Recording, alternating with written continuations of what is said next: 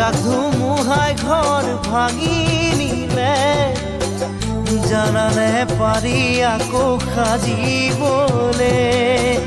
এজাক ধুমুহাই ঘৰ ভাঙি নিলে জানানে পাৰি আকৌ সাজিবলে হিয়া যদিহে ভাঙে কেনেবাকে নোৱাৰে কোনো জোৰাবলে তাকে হিয়া যদিহে ভাঙে কেনেবাকে নোৱাৰে কোনো জোৰাবলে তাকে আশা কিয় বাৰু এনেকুৱা হয় হেৰাই যোৱাৰ কথা ভাবি